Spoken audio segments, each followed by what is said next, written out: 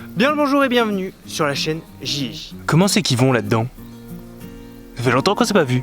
Les fins observateurs que vous êtes ont bien remarqué que j'étais pas dans le studio habituel. Ah bon? Sans déconner! D'ailleurs j'espère qu'on m'entend bien parce que c'est l'une des premières fois que je tourne complètement dehors avec ce nouveau micro. Voilà.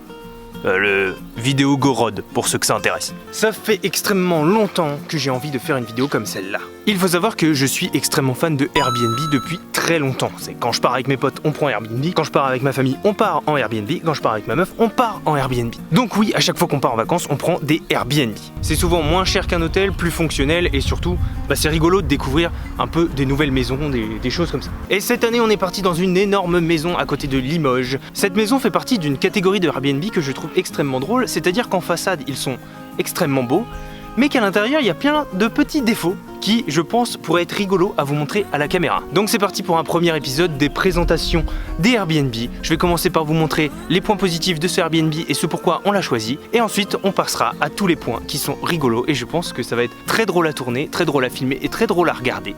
En tout cas, j'espère. Parce que sinon, ça fait faire une vidéo pour rien. Mais bon, le décor est quand même sympa. On aura profité au moins. Donc c'est parti pour les points positifs.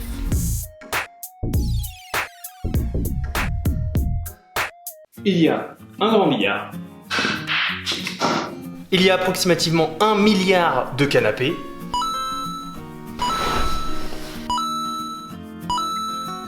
Une immense cuisine qui fait bien plaisir aux cuisiniers que je suis. Une corde à linge. Non, oubliez ça. Un jacuzzi!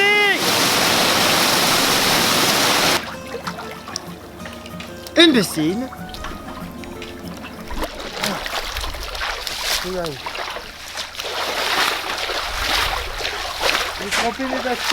Et un super balcon avec vue sur l'ensemble du terrain de la maison. Et l'endroit parfait pour passer à la suite de la vidéo. Donc voilà l'ensemble des points positifs de cette maison et de ce pourquoi on a choisi ce Airbnb. Et la réponse à votre question est oui. Je me suis changé. J'ai jamais vraiment compris pourquoi ça intéressait tant les abonnés de savoir que leur youtubeur se changeait pendant les vidéos, mais tourné sur plusieurs jours, donc changement de tenue. Bref, alors les points positifs c'est bien, mais c'est pas très drôle. Voilà, c'est juste des points positifs quoi finalement. Et donc on passe tout de suite à la partie fun de la vidéo, c'est-à-dire tous les points négatifs qui font que cette maison, elle est bien plus belle de l'extérieur que de l'intérieur.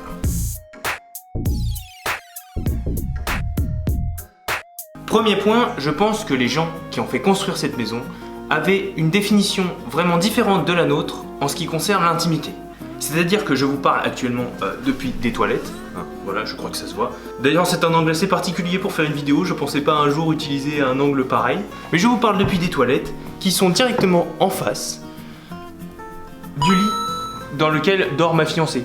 Pas que j'ai jamais eu envie de déféquer devant ma fiancée, mais disons que je pensais vivre au moins une dizaine d'années avant d'être obligé de passer par cette étape cruciale dans une relation de couple. Voilà.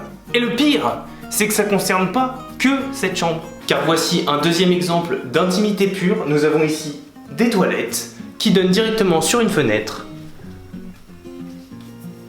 qui donne sur le terrain de jeu des enfants. Et attention, sans voler. Deuxième point négatif, on se retrouve ici dans la chambre dans laquelle je dors et vous pouvez voir qu'on a ici une baie vitrée, ici une fenêtre et ici un Velux. Alors, ça donne beaucoup d'éclairage, beaucoup de lumière dans cette belle journée, ce qui fait que vous avez une belle image à l'écran. Donc dans la journée, c'est bien. Mais quand on dort, c'est plus compliqué. Parce que aucune de ces trois sources de lumière n'a de volet. Ce qui fait qu'actuellement, le soleil se lève à 6h40, que le lit est juste en face du Velux, et donc que nous sommes réveillés par les rayons du soleil à 6h40 tous les matins depuis une semaine. Comment vous dire que... Déjà pour aller travailler, j'aime pas me lever à 6h40. Mais alors en vacances, j'aime encore moins me lever à 6h40. Je crois que personne n'aime se lever à 6h40. Et encore pour les toilettes, je peux comprendre que les canalisations soient difficiles à changer. Mais mettre des rideaux sur 3 fenêtres, c'est vraiment pas très compliqué quand même. Autre point, cette maison est située en périphérie d'une grande forêt. Et ça arrive souvent que la nuit, on voit des chauves-souris passer pour aller vers cette dite forêt. Alors j'ai absolument rien contre les chauves-souris, moi aussi un jour j'ai voulu devenir Batman. Là où les chauves-souris ça commence à me poser un problème, c'est quand à 4h30 du matin, elles grattent à cette porte-fenêtre pour essayer de rentrer, dormir avec nous. Alors déjà que je veux pas que notre chat dorme avec nous, parce que sinon il nous fait caca dessus, et j'avoue que c'est pas le meilleur des réveils que d'être tartiné d'excréments de chat, mais une chauve-souris... bah ça me dit rien. Voilà, ça me dit rien. J'ai pas envie de dormir avec une chauve-souris.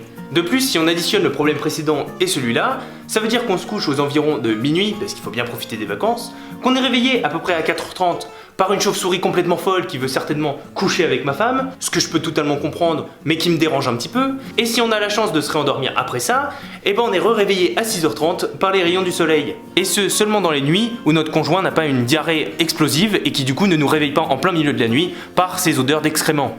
Donc vous comprendrez qu'on ne dort pas beaucoup depuis qu'on est arrivé.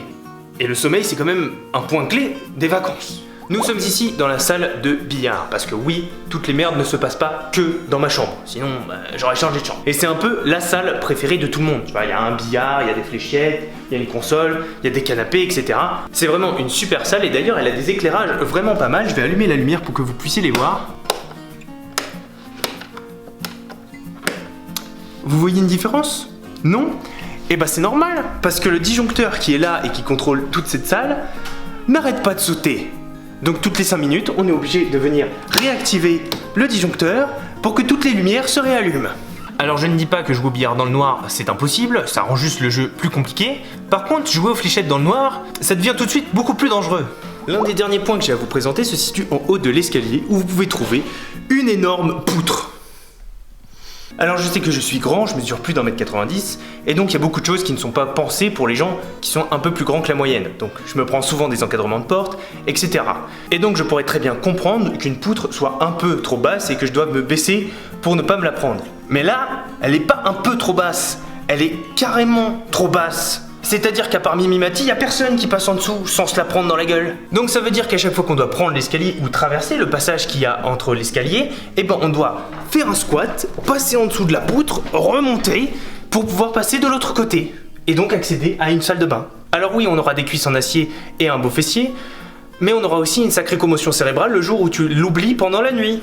Le fameux jacuzzi, qui je vous le rappelle était l'un des points clés pour lesquels on avait choisi cette maison.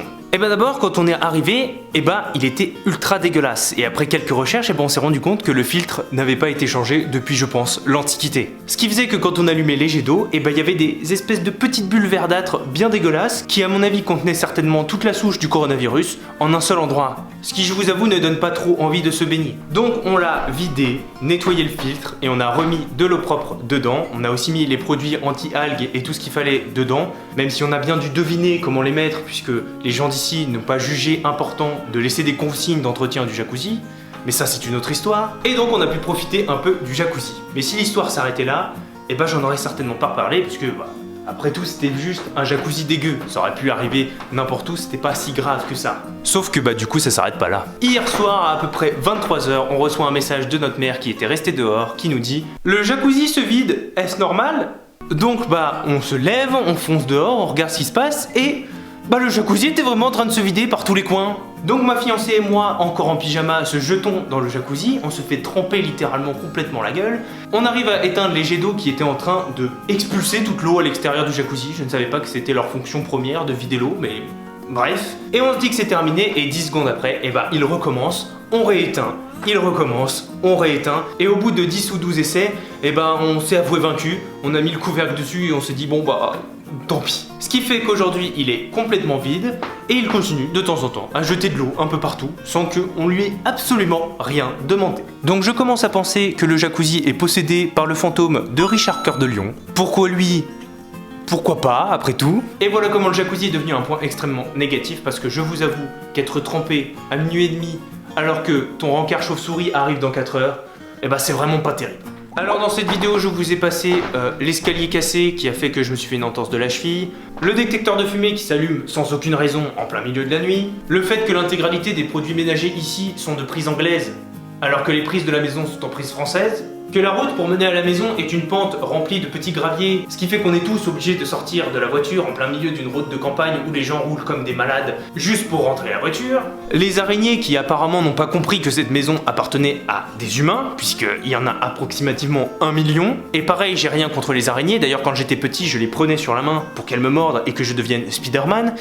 Mais se réveiller en face-to-face avec une araignée alors que tu t'es endormi avec une chauve-souris et une belle gosse, ça commence à faire un peu trop de monde dans un seul lit. Les lits trop petits, les portes qui ne s'ouvrent pas, les portes qui ne se ferment pas, le fait qu'on nous ait dit qu'il y avait une chambre au rez-de-chaussée pour notre grand-mère, ce qui n'est pas du tout le cas. Voilà, je vous passe tout ça parce qu'il n'y a pas vraiment de trucs drôles à dire dessus, à part que c'était très très chiant. Alors attention, on a quand même passé un beau séjour, hein. On est allé à Limoges tout le temps, c'est ultra beau, il y avait une belle piscine.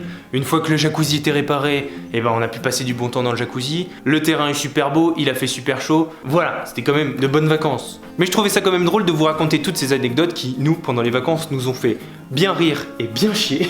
Attention, cette vidéo n'a absolument pas vocation à vous dire d'arrêter d'utiliser Airbnb. C'est quand même une super application, de superbes opportunités et c'est la première fois qu'il y a autant de problèmes dans une même location depuis que j'en fais et ça doit être au moins ma 8 ou 9e location Airbnb. Voilà, c'est tout ce que j'avais à vous dire. J'espère que cette vidéo vous a plu, qu'elle vous a fait rire et que vous avez partagé les galères avec nous. N'hésitez pas à liker et commenter si vous avez aimé cet épisode et que vous voulez un jour un épisode 2. Voilà, vous connaissez la suite de la chanson. Pour les nouveaux venus, abonnez-vous, partagez les vidéos si elles vous plaisent, etc., etc. Passez d'excellentes vacances, profitez du soleil, voyagez si vous en avez l'occasion, profitez de vos familles, de vos amis, etc.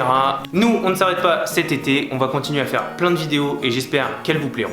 C'était J de la chaîne J&J. Sur ce, je vous dis cordialement et à bientôt sur la chaîne J&J. Je me suis fait mal au dos en faisant ça.